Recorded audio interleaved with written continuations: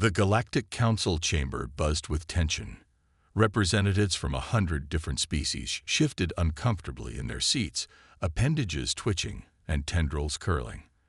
At the center of the room, two figures stood facing each other. Ambassador Elena Chen of Earth and High Emissary Zlix of the Vexari Collective. Elena's heart raced, but she kept her expression neutral. This was not how she had envisioned her first major diplomatic mission going. The Vexari, a species of crystalline beings known for their logic and adherence to protocol, had always been difficult to negotiate with.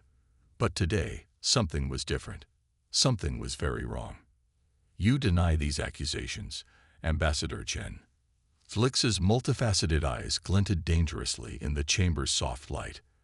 I deny them categorically, Elena replied, her voice steady. Earth has always valued its alliance with the Vexari Collective. We would never engage in the actions you're describing. The accusation was as unexpected as it was serious. The Vexari claimed that human ships had been detected in a restricted zone of Vexari space, extracting rare minerals vital to their species' survival. If true, it would be a grave violation of interstellar law and a breach of the trust that had taken decades to build. But Elena knew it couldn't be true. Earth's policy on resource extraction was clear and strictly enforced. No human ship would dare violate Vexari territory, let alone engage in illegal mining operations. Zlix's crystalline form shimmered, a sign of agitation in their species. We have sensor data, Ambassador. The energy signatures match your vessels precisely. Elena's mind raced. Energy signatures could be faked, but the Vexari were masters of technology. If they said they had evidence, it would be compelling. But how? And why would someone go to such lengths to frame Earth? High Emissary, Elena said, choosing her words carefully. I respectfully request access to this sensor data. If there's been a misunderstanding, we need to get to the bottom of it together. Zlix's form stilled, considering. After a moment that felt like an eternity, they nodded. Very well. We will provide the data. But be warned, Ambassador. If we find that Earth has been duplicitous, the consequences will be severe.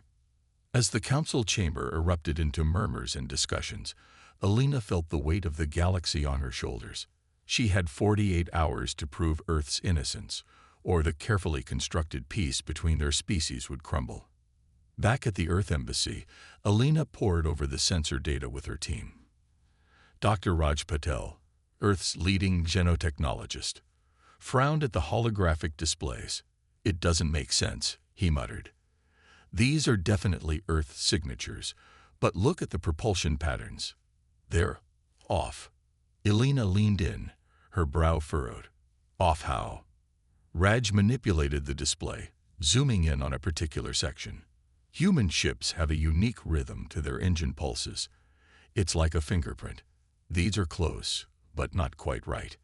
It's as if someone studied our ships intensely, but didn't quite get all the details. A chill ran down Elena's spine. You're saying these aren't our ships at all. They're fakes. Raj nodded slowly. Incredibly good fakes, but fakes nonetheless. The question is, who has the technology and motivation to pull off something like this? As they debated possibilities, a junior diplomat burst into the room, his face pale. Ambassador, you need to see this. He pulled up a news feed on the main screen. Elena's heart sank as she read the headline. Human exhilarating, ESCALATES, VEXARI outpost attacked. The report claimed that a Vexari research station had been destroyed by what appeared to be human warships. Casualties were reported, and the Vexari were calling for immediate sanctions against Earth. This is impossible, Elena whispered. We don't even have ships in that sector. But the footage seemed damning. Vessels bearing Earth insignias fired upon the helpless outpost, reducing it to rubble. The galaxy was watching, and Earth was being painted as the aggressor. Elena knew she had to act fast. With tensions rising and the threat of war looming, she needed to find a way to prove Earth's innocence and uncover the true culprits behind these attacks. She turned to her team, determination blazing in her eyes. We need to think outside the box. The normal diplomatic channels aren't going to cut it this time. We need to show the Vexari and the rest of the galaxy who we really are. Dr. Patel raised an eyebrow. What do you have in mind? Elena smiled, an idea forming. The Vexari value logic and evidence above all else, right? So let's give them something they can't ignore. We're going to need our best scientists, our most creative thinkers, and...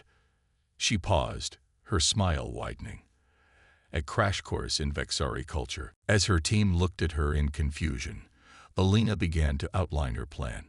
It was risky, unconventional, and might just get them all fired.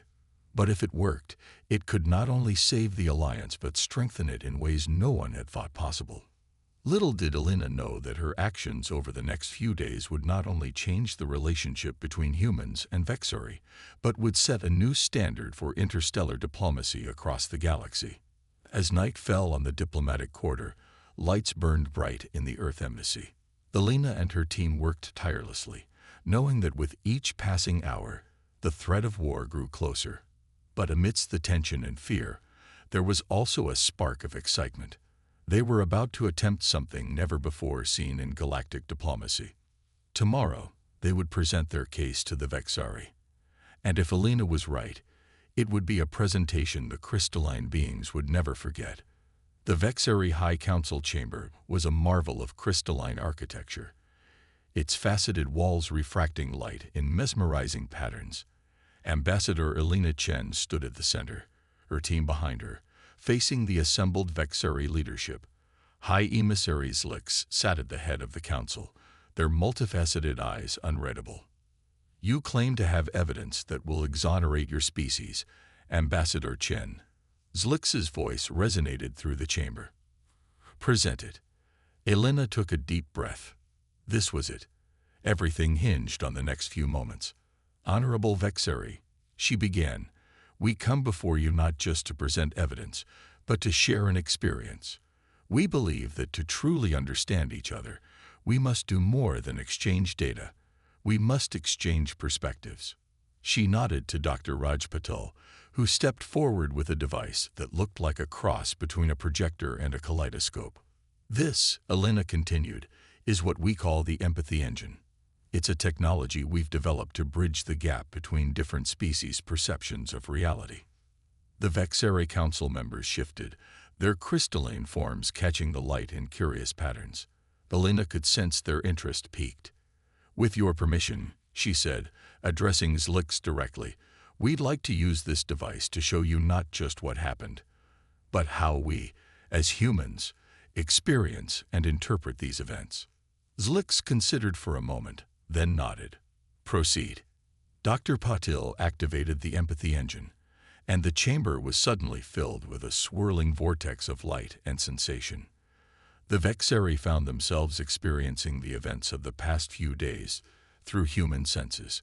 They felt the shock and disbelief at being accused of violating Vexari space.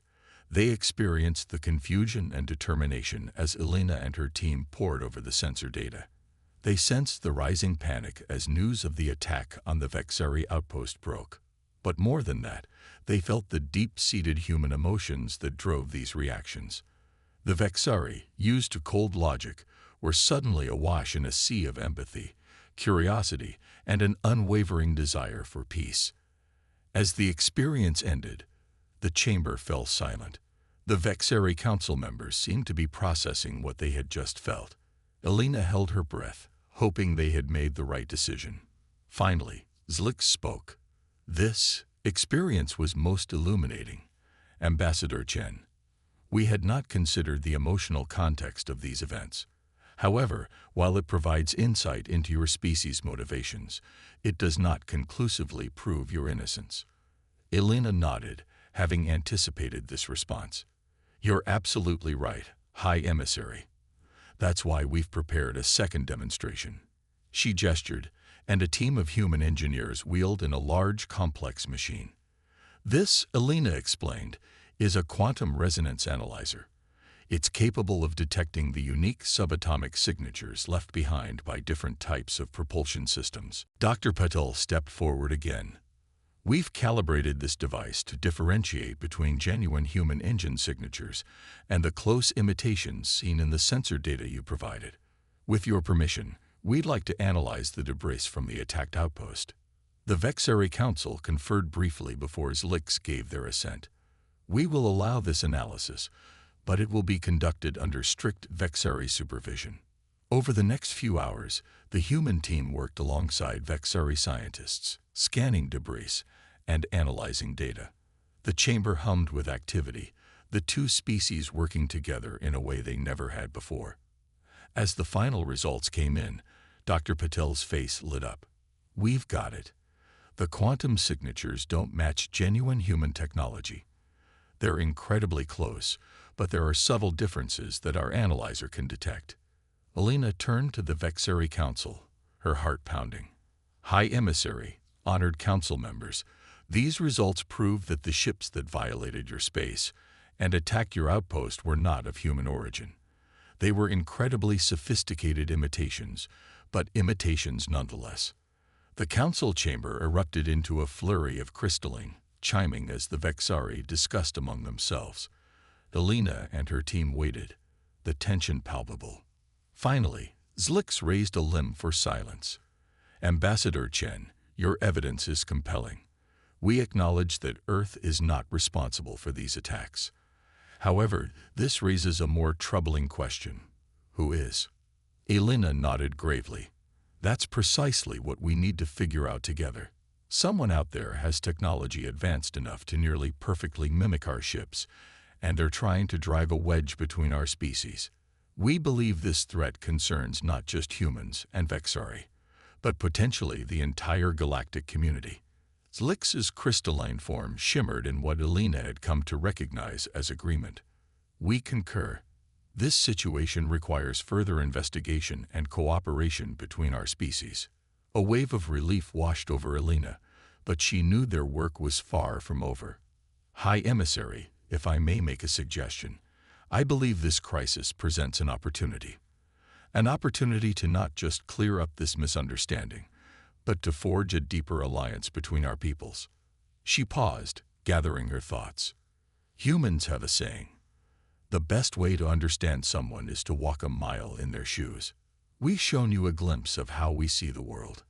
Now we'd like to propose a cultural exchange program, a chance for humans and Vexari to truly understand each other's perspectives. The Vexari Council seemed intrigued. Zlix leaned forward slightly. Explain this program, Ambassador. Alina smiled, her excitement growing. We propose a series of immersive experiences, humans living among Vexari and Vexari among humans, not just diplomats and scientists, but people from all walks of life. Artists, teachers, workers, will learn each other's languages, customs, and ways of thinking. And in doing so, we'll build a foundation of understanding that no outside force can shake. The chamber filled with the musical chiming of Vexari discussion. Alina waited, her heart racing. She knew she was proposing something radical, something that had never been attempted on this scale before. After what felt like an eternity, Zlix spoke. Your proposal is unprecedented, Ambassador Chen. It will require careful planning and consideration. However, we are intrigued by the potential benefits of such an exchange. Alina felt a surge of hope. It wasn't a yes, but it wasn't a no either. Of course, High Emissary, we're prepared to work closely with your team to develop a detailed plan that ensures the safety and comfort of all participants. As the meeting concluded, Alina felt a mix of exhaustion and exhilaration. They had averted war, cleared Earth's name, and potentially opened the door to a new era of human-Vexari relations. But she knew the real work was just beginning. As she and her team left the council chamber, Dr. Patel leaned in. That was brilliant, Alina. But do you really think this cultural exchange will work? Our species are so different. Alina smiled, her eyes twinkling with determination. That's exactly why it has to work, Raj. Our differences are our strength. And who knows, by learning to bridge the gap between humans and Vexari, we might just figure out who's behind these attacks. As they stepped out into the alien sunlight, Alina felt a sense of possibility she hadn't experienced since her first days in the diplomatic corps. The path ahead was uncertain, but one thing was clear: the adventure was just beginning. 6 months had passed since the tense confrontation in the Vexari High Council chamber. The Galactic News Network's holographic display flickered to life in living rooms and public spaces across 1,000 worlds, showing a smiling human reporter standing next to a shimmering Vexari. "Good evening, Galaxy.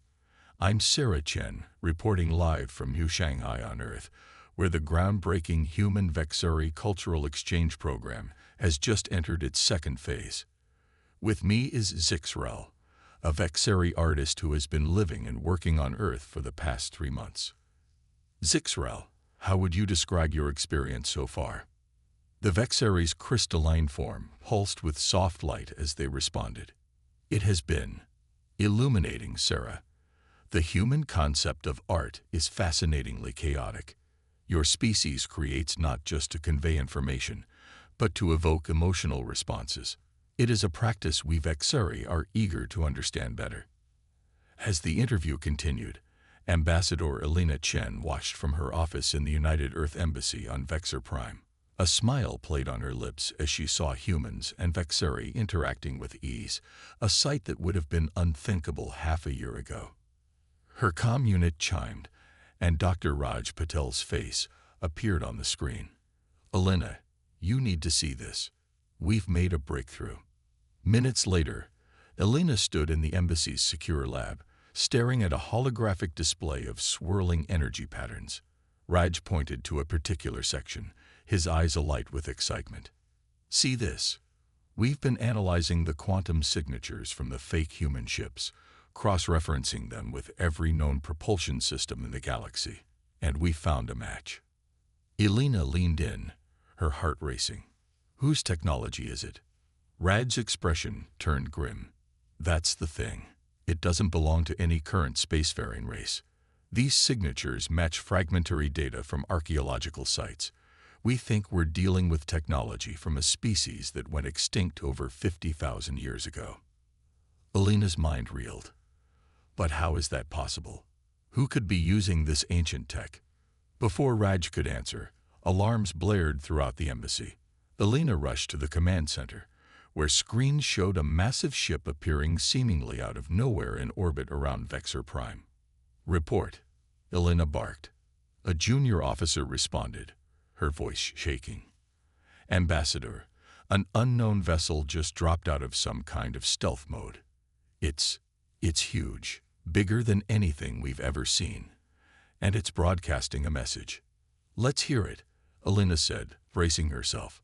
A deep, resonant voice filled the room, speaking in perfect galactic standard. "Greetings, children of the races. We are the precursors, returned from our long exile. Your petty conflicts and fumbling attempts at diplomacy amuse us. It is time for you to submit to our guidance. Resistance will be met with force." As the message repeated, Alina's mind raced. The precursors, a name whispered in ancient legends across a dozen worlds, a mythical race of advanced beings who had supposedly ascended beyond physical form eons ago. But if this was true, why were they back? And why now? She turned to her team. "Get me a secure line to High Emissary Zlix. Now." Minutes later, Elena and Zlix were in an emergency conference, their holograms facing each other in a virtual space. "This threat concerns all of us," Alina said.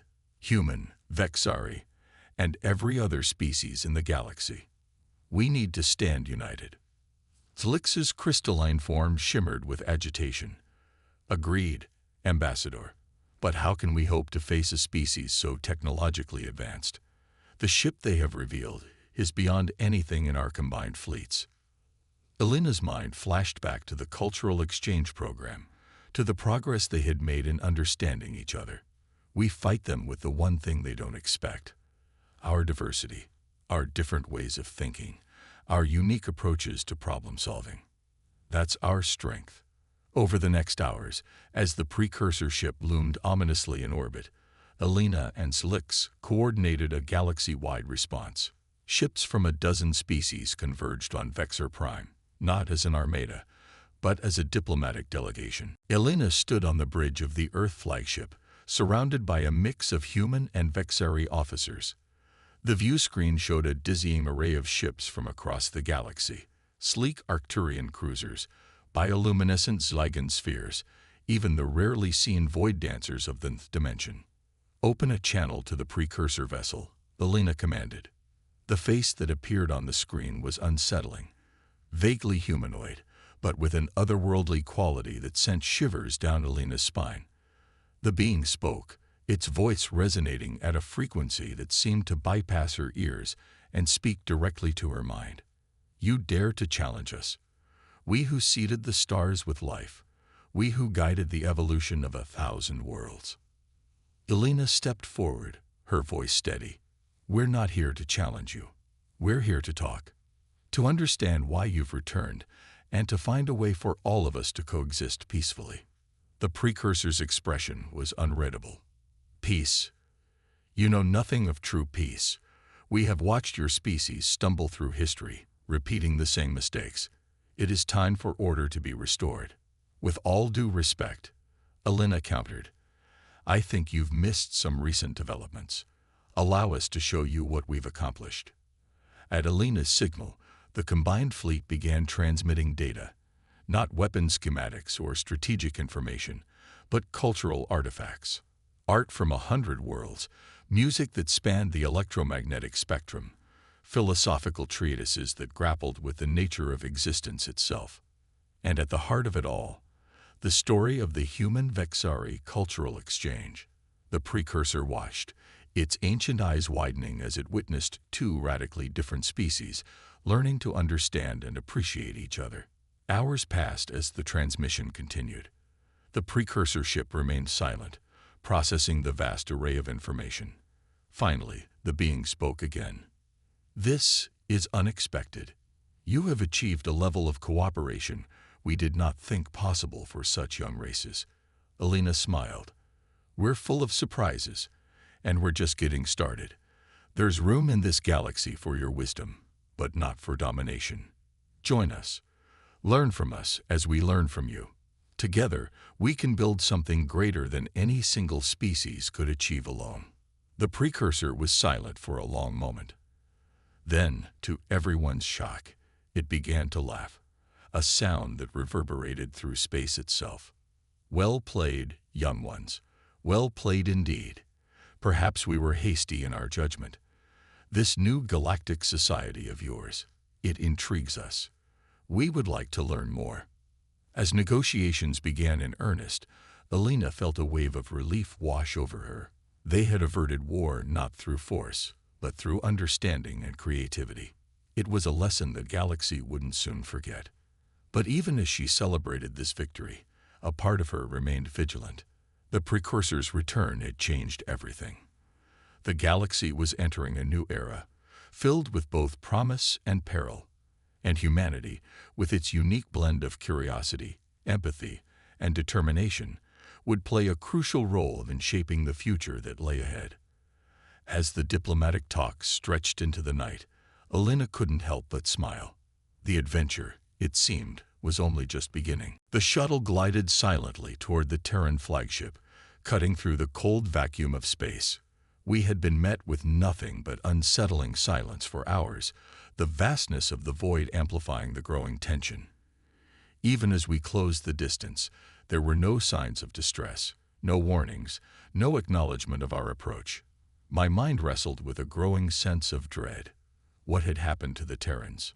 "Prepare for docking," Dari, our shuttle pilot, announced, her voice tight with concentration. The sleek frame of the Terran ship loomed closer, its hull unmarked by battle or damage. But the silence was unnatural, like a heavy weight pressing down on all of us. Our docking clamps latched onto the airlock, and with a hiss of decompression, we stepped into the dimly lit corridor of the Terran flagship. The atmosphere was thick with tension, as though the ship itself was holding its breath. "Commander," one of the soldiers whispered. "Something feels wrong." I couldn't shake the feeling either. The ship was too quiet, too still. We proceeded cautiously, weapons drawn, making our way toward the control deck. The corridor stretched out in front of us, the hum of the ship's systems, the only sound breaking the silence. As we moved deeper into the ship, the sense of something being out of place grew stronger. I glanced at the consoles we passed. Everything was operational, systems running smoothly. Yet, there were no crew members in sight, no signs of life. We reached the command bridge, the heart of the ship. The door slid open with a soft hiss, revealing an empty room. The commander's chair was vacant, the control panels glowing faintly in the dim light. My antenna twitched with unease. Where was everyone? "I don't understand," Derry murmured, scanning the room. "There's no sign of damage, no sign of an attack. But where's the crew?" I moved toward the central console, my fingers hovering over the controls. As I accessed the ship's logs, a chill ran down my spine. The last recorded activity had been nearly 20 hours ago, just routine system checks. After that, nothing. No power surges, no breaches. I muttered to myself, trying to piece together the puzzle. They were here. Everything was normal. Then why would they leave the ship like this? Derry asked, her voice barely above a whisper. I didn't have an answer, but I knew we had to find one. "Let's split up. Check the barracks, the engine room, anywhere they might have gone." The team fanned out, their footsteps echoing through the silent corridors. I remained at the console, staring at the ship's logs. Something was missing. Something that would explain why the crew had vanished without a trace. Minutes passed like hours. Then, a voice crackled through the comms. "Commander, you need to see this." I rushed to the location of the transmission, my heart pounding in my chest. When I arrived, I found my team gathered around a massive observation window that overlooked the starboard side of the ship. They were all staring, frozen in place, at what lay outside. It took me a moment to process what I was seeing. Dozens of ships, identical to the Terran fleet, floated lifelessly in space. Their hulls were intact, but like the flagship, there was no sign of life. They drifted in perfect formation, eerily silent. "By the stars," Derry breathed. "What is this?" "It's not just this ship," I whispered, my voice thick with disbelief. "The entire fleet." We were standing in the presence of a ghost fleet. Hundreds of Terran vessels, abandoned, their crews missing without a trace. My mind raced, trying to comprehend the magnitude of what we were seeing. How could an entire fleet be rendered lifeless without a single sign of struggle? Suddenly, the ship's lights flickered, and a low hum resonated through the corridors. My team instinctively raised their weapons, eyes scanning the area for any sign of movement. "Commander," Derry said, her voice tense. "Something's coming." Before I could respond, the air around us seemed to ripple, and a voice, cold, detached, and unlike anything I had ever heard, echoed through the ship's speakers. "You should not have come." Every muscle in my body tensed. "Who is this?" I demanded. The voice ignored my question. "Leave now while you still can. The Terrans are no longer your concern." I exchanged a glance with Dari, my heart racing. This wasn't the Terran crew. Someone, or something, had taken control of the ship. But how? And why? "I'm not leaving until I get answers," I shot back, trying to steady my voice. The voice chuckled softly, a sound that sent chills down my spine. "You're not in a position to demand anything. Turn back, Commander, or you will suffer the same fate as the humans." And then, just as suddenly as it had appeared, the voice was gone, leaving us in the oppressive silence once more. My team looked to me for guidance, fear flickering in their eyes. I took a deep breath, forcing myself to stay calm. "We're not leaving," I said firmly. "Not until we find out what happened here." Derry hesitated but nodded. "Understood, Commander." As we turned to continue our search, a thought gnawed at the back of my mind. Whatever had happened to the Terrans, whatever force was responsible for this, it was still out there. And we were walking right into its grasp. But I couldn't turn back now. We had come too far. "Let's move," I ordered, my resolve hardening. "Stay sharp. We're not alone." And with that, we plunged deeper into the darkness of the Terran flagship, knowing full well that whatever awaited us, it would change everything. The deeper we ventured into the Terran flagship, the heavier the weight of dread became. The silence had morphed from unsettling to oppressive, as if the ship itself was alive and watching us. My team moved with purpose, their weapons drawn, but I could see the tension in their movements, the uncertainty. The strange warning from the disembodied voice echoed in my mind. What could reduce the Terrans to this? What could leave a fleet lifeless and adrift? We approached the engineering sector, the doors sliding open with a faint hiss. The room beyond was expansive, filled with consoles and power grids that thrummed with latent energy, and yet it was empty. No engineers, no crew. Only the steady hum of the ship's systems greeted us. Dari stepped forward, her eyes scanning the vast space. "Everything's operational. Engines are running at full capacity. But there's no trace of the crew. It's like they just disappeared," one of the soldiers muttered under his breath. I moved toward the central terminal, my hands hovering over the controls. As I activated the holographic interface, a series of logs appeared on the screen. I scrolled through them quickly, searching for any anomalies. It wasn't long before I found something that made my blood run cold. "Commander," Dari called from the other side of the room. "You need to see this." I joined her at one of the secondary consoles, where she had pulled up security footage from the hours before the Terran fleet went silent. The video displayed a scene that should have been normal. Engineers going about their work, maintaining the ship's systems. But something was off. The crew members moved as if in a trance, their eyes vacant, their expressions blank. "What the?" I whispered, watching the footage with growing horror. As we continued watching, the engineers began to stop in their tracks, one by one. They stood still, unmoving, for several seconds. Then, without warning, they all collapsed at once. No struggle, no warning, just sudden, inexplicable collapse. And then, nothing. They didn't get back up. Dari's face was pale. What could do this to an entire crew? And not just here, but across the fleet. I had no answer. But the pieces were starting to fall into place. Something had incapacitated the Terran fleet, something that could turn even the mightiest warships into floating tombs. And if that voice from earlier was to be believed, whatever had done this was still out there, waiting. "We have to get to the core of the ship," I said, my voice filled with grim determination. "If there's anything left of the Terran command structure, it'll be in the central eye." My team nodded, though I could see the fear in their eyes. We were venturing into the heart of the unknown, chasing answers that might well lead to our doom. We made our way toward the central eye chamber, the corridors growing darker and more foreboding the further we went. Every step felt like a descent into something far more dangerous than we had anticipated. When we finally reached the eye chamber, the door was sealed shut, requiring authorization codes that we didn't have. I glanced at Dari, who was already moving toward the manual override.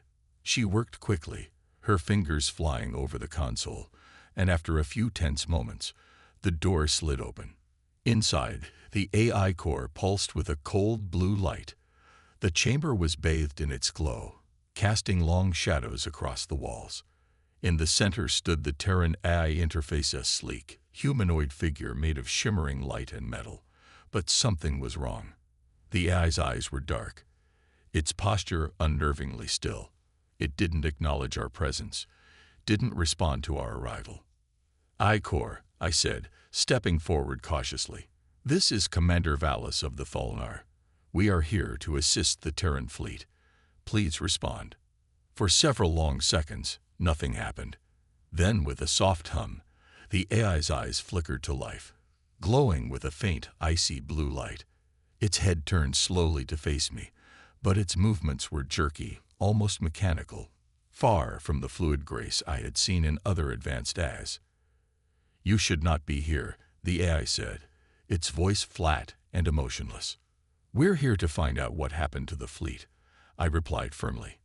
"The crew is gone, and we've been receiving strange warnings." "What caused this?" The AI's head tilted slightly, its eyes narrowing. "The crew was compromised." "Compromised?" Derry echoed. "How?" The AI's gaze seemed to pierce through us. An external force infiltrated the fleet. It disabled the crew and assumed control of key systems. "The Terran command structure has been eradicated." "An external force," I repeated, my mind racing. "What kind of force? Another species? A weapon?" The AI paused for a moment, as if considering how much to reveal. "Not a species, not a weapon, a singular entity, an anomaly." I exchanged a glance with Dari. "Explain." "The anomaly originated from beyond Terran space," the AI continued. "It does not belong to any known civilization. It is older." "Older?" I felt a chill run down my spine. "Older than what?" "Older than your understanding. Older than the stars you see in the sky." The weight of the AI's words sank in, and I struggled to comprehend what it was telling us. Something ancient, something beyond our comprehension, had infiltrated the Terran fleet, and it had done so with a precision and power we couldn't begin to fathom. "What does it want?" I asked, my voice barely above a whisper. The AI's eyes glowed brighter, its expression unreadable. "It seeks to expand, to consume. The Terrans were merely its first victims. You are next." My heart pounded in my chest. "How do we stop it?" "You cannot." The AI's voice was final, devoid of hope. "It has already taken root in your systems. The moment you docked, it began its work. It will spread, and soon your ship will be as lifeless as this one." Panic surged through me. "There has to be a way." "Leave," the AI interrupted, "while you still can. Cut all connections, sever all ties. It is the only way to delay the inevitable." "Delay?" Dari's voice cracked. "You mean there's no way to stop it?" The AI's eyes dimmed slightly, its posture relaxing as though the burden of its knowledge weighed heavily even on its artificial mind. "Not with the technology you possess. Perhaps with time, you may find a way. But not now." I stared at the AI, my mind racing. Whatever this anomaly was, it was beyond us, beyond the Terrans. But leaving now felt like abandoning everything we had worked for. "We can't just leave," I said, my voice shaking. "We need more answers." "You have no more time," the AI said, its voice cold and final. "Leave or be consumed." The lights around us flickered violently, and the ship shuddered as if something immense was stirring deep within its core. "Commander," Dari urged, her voice trembling, "we need to go. Now." I hesitated for a moment longer, staring into the AI's glowing eyes. Then, with a heavy heart, I gave the order. "Fall back. We're leaving." As we turned and ran toward the shuttle bay, I couldn't shake the feeling that we had just encountered something far more dangerous than we could ever understand. And as the ship's systems began to flicker and fade behind us, I knew that whatever this ancient force was, it wasn't done with us yet.